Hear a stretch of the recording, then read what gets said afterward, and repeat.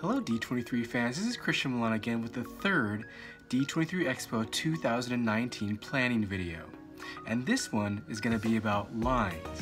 Now the reason why I created this series of videos is to give you the best possible experience at the Expo by preparing you for what's to come. And since line waiting is one of the most anxiety-ridden experiences at the D23 Expo, I wanted to share with you the system for line waiting. And yes, there is a system at the Expo to give you the best and most efficient experience at the D23 Expo 2019. So here we go.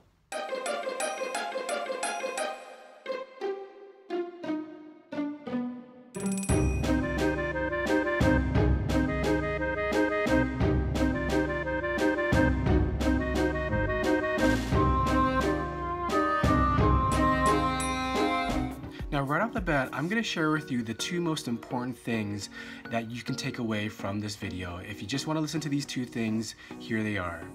Make sure you purchase your Gold D23 membership before you buy your tickets to the Expo. And the second thing is, just try to pick one or two main things that you want to get done each Expo day. If you try to do much more than that, you're really going to disappoint yourself and wait in too many lines during the Expo. So what's the system for the D23 Expo lines? First, I'll tell you how it's different from other conventions that you've been to before. First, there are absolutely no lottery systems when waiting in line for merchandise, for panels, or autographs. It's all on a first-come, first-served basis.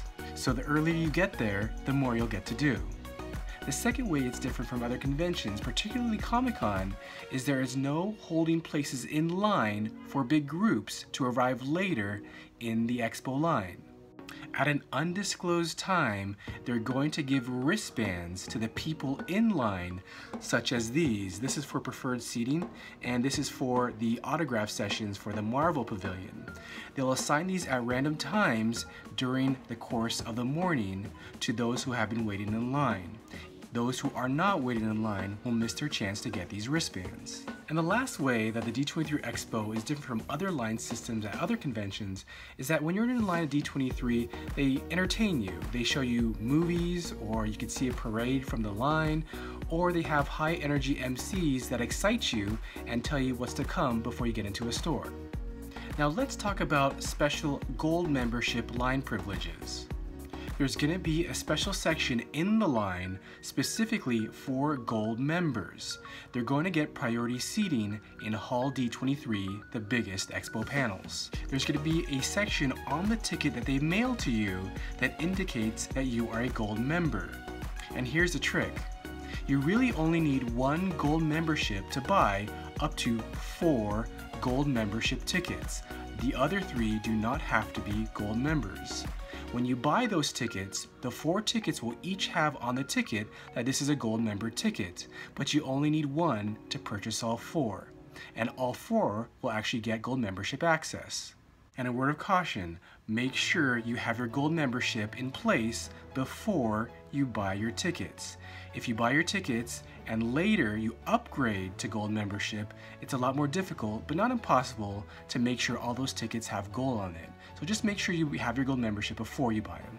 Now because all tickets have gold printed on the tickets, I really didn't have to bring my gold membership card at the other expos in the past, but it's really helpful to bring it just in case because you have other perks that gold members experience on the D23 Expo show floor, which I'll talk about in a later video. Now here is an example of the gold membership area of the line. Please note that these lines fill up very quickly, so the earlier you come, the better. If the gold membership line has filled up, any remaining gold members are to enter the standby queue. Now let's talk about Hall E. As I said in an earlier video, this is going to be your home because this is where your day starts, and this is where it's going to be collection point for the major panels, major shopping, and of course any overnight queuing. First of all, Hall E opens at 10 p.m. the night before, on Thursday night and on Friday night. On Saturday night, there is no overnight queuing. Now that's the official line. Actually, unofficial lines start well before 10 p.m. the night before.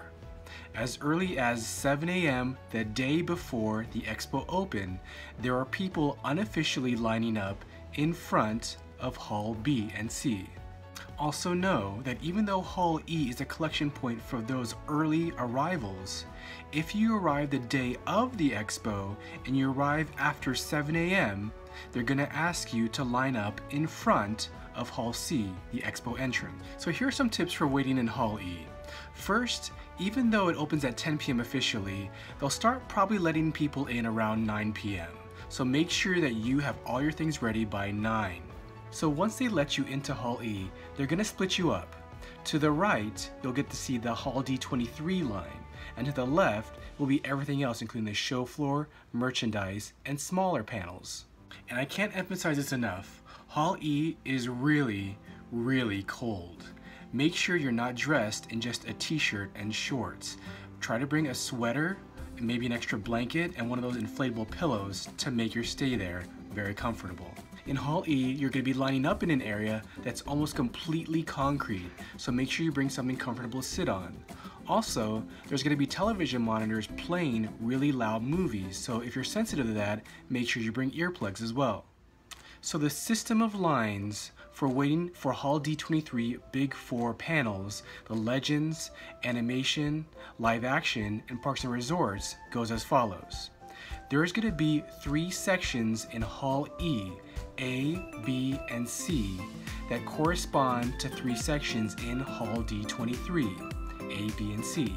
In Hall D23, of the 3 sections, Section A is to the left of the stage, and that section is closest to where the actors, directors, and Disney executives will walk out into the hall. In Section B, at the very front, will be the sorcerer ticket holders. Behind them, seated will be the directors and other Disney execs like Bob Iger. And behind them will be the other standby line members that have been waiting in Hall E. In Section C, to the very right of the stage, that's the closest where the live orchestra will be playing.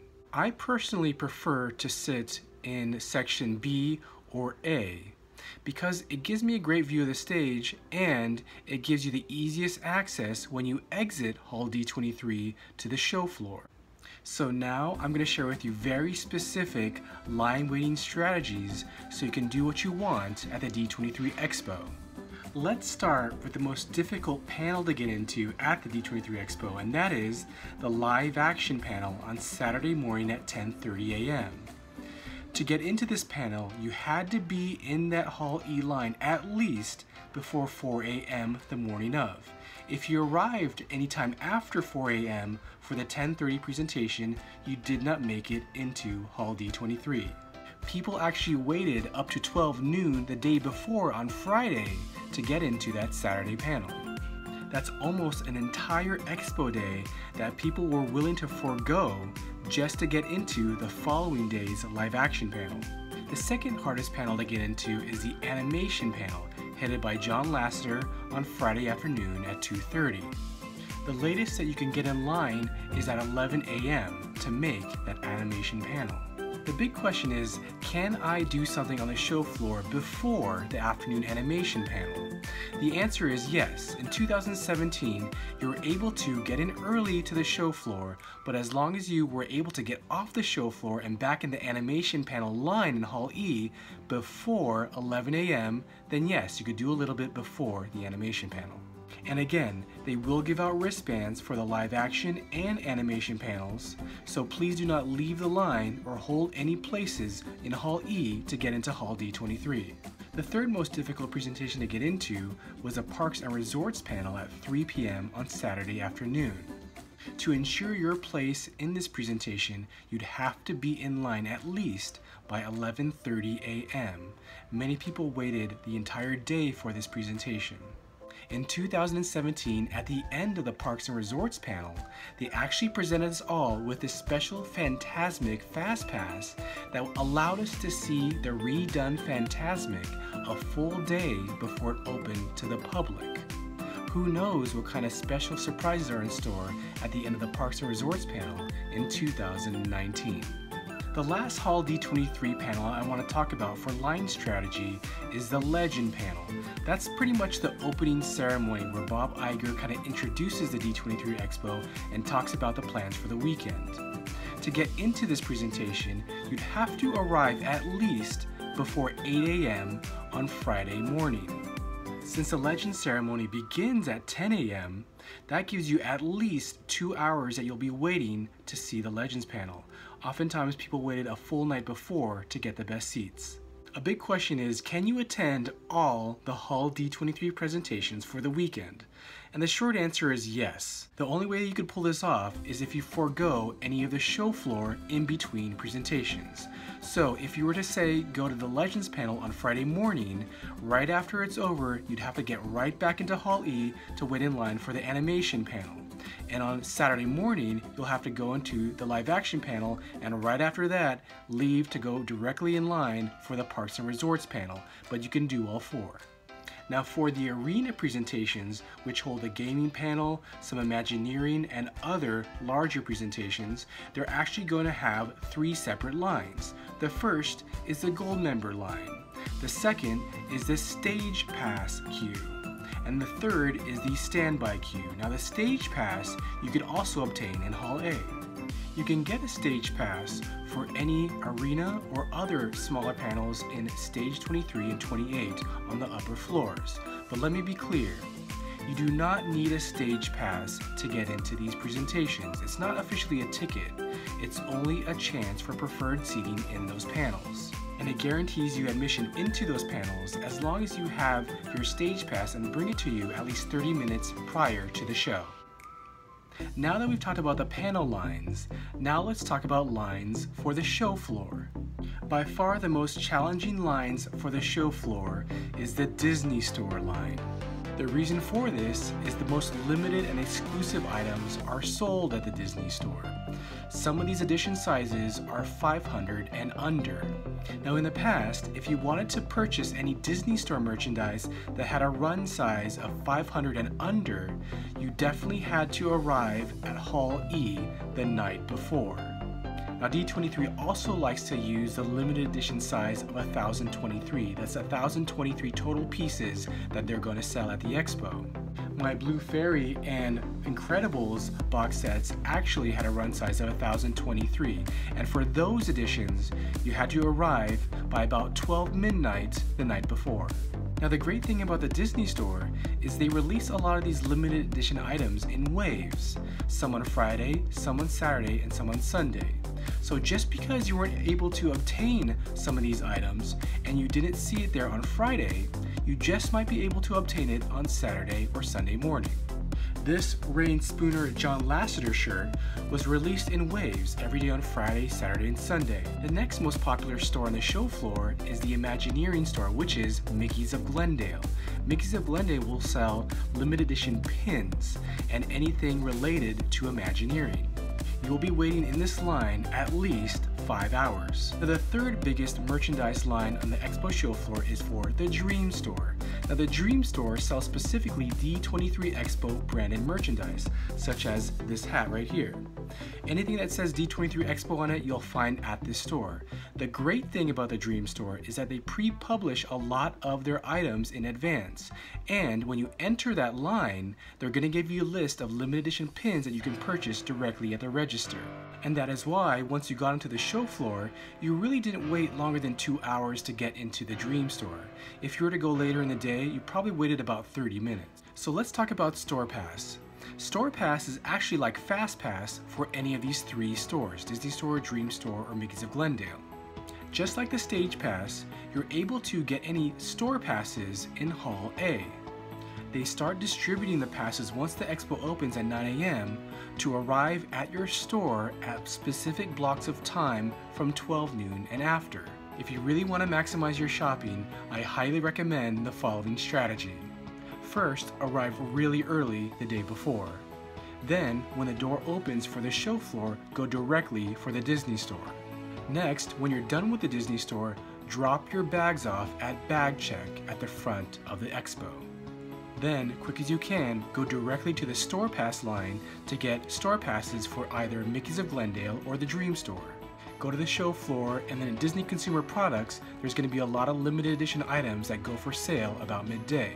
For example, one of my favorite booths is Jakks Pacific, which you could get this silver Buzz Lightyear at the middle of the show floor. Then arrive at the store you got the store pass for around 15 to 30 minutes before your designated time. And then finally, visit your last of the 3 stores, preferably the Dream store, because at the end of the day, the lines will be a lot shorter by then. Now I'm going to close this video about lines with 2 final, very important tips. The first is, these stores at the Expo are not like the stores at Disneyland. They're not going to stay open an hour past closing. If, for example, you want to get into the Dream store and the line to get into this Dream store is still an hour long, the Expo closes at 7, so they're going to close that line off at 6 p.m. So please allow yourself enough buffer time to get into these high-demand stores. And my final tip is, to save yourself another line, make sure you buy your tickets at least 2 months before the Expo dates, so that they can mail them to you. So as of this recording, the dates for the D23 Expo 2019 haven't been announced, but let's just say it's September 7th and 8th, 2019. If that's the case, you need to give yourself at least till July to buy your tickets. If you buy it after those dates, then they're actually going to have it at will call, and will call is a really long line. So to save yourself that trouble, have your tickets mailed to you. So I hope you found this video on lines at least a little helpful. If you have, don't forget to press the like button down here, and also don't forget to subscribe to this channel to get the most up-to-date information as we get closer to the D23 Expo 2019. And I hope you have a magical day.